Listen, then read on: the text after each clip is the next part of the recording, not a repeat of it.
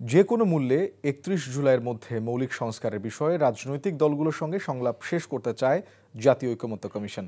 কমিশনের সহসভাপতি আলী রিয়াজ জানান, ২০টি বিষয়ের মধ্যে এরই মধ্যে নোট অব ডিসেন্ট সহ ১০ বিষয়ে একমত হয়েছে দলগুলো। ৭টি বিষয়ে এখনও ঐকমত হয়নি, আর ৩টি বিষয়ে আলোচনার প্রস্তাব দেয়া হবে।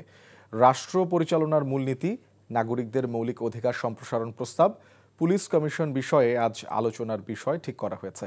এছাড়াও অমীমাংসিত অন্যান্য বিষয়ে আলোচনা হবে। নাগরিক অধিকার সম্প্রসারণে অঙ্গীকার করতে দলগুলো একমত হয়েছে বলে জানায় কমিশন। আগামীকাল জাতীয় সনদের খসড়া রাজনৈতিক দলগুলোর কাছে পাঠানো হবে।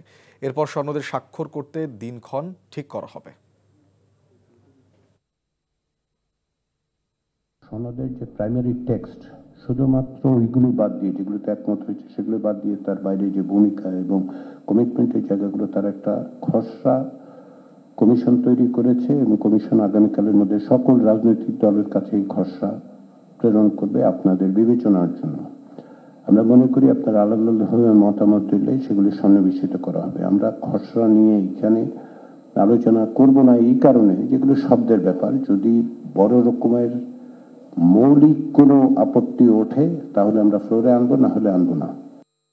বান্ডেল থাকলে প্রতি সেনমানিতে টাকা বাঁচবে। বিকাশ সেনমানি বান্ডেল কিনে জিতুন প্রতি লেনদেনে। দর্শক, ঐকমত্য কমিশনে আছেন আমাদের স্পেশাল করেসপন্ডেন্ট মুকসিমুল হাসান। আমরা সরাসরি যাচ্ছি তার কাছে। মুকসিম, আজকে আলোচনা কোন পর্যায়ে রয়েছে? নতুন কোনো তথ্য জানতে পেরেছেন কিনা আমাদের জানাবেন।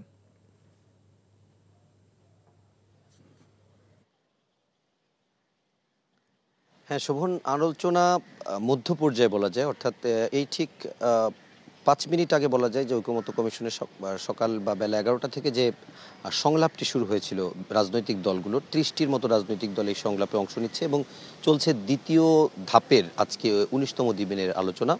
তো সেই আলোচনার প্রথম যে 2 ঘন্টা বা 3 ঘন্টা আলোচনা হয়ে গেছে, অর্থাৎ সাধারণত আমরা দেখি 1টা-1:30টার দিকে বিরতিতে যাই, কিন্তু আজকে এই প্রায় ঠিক 2টা পর্যন্তই এই 2টার ঠিক 2-3 মিনিট আগে শেষ হয়েছে আলোচনাটি।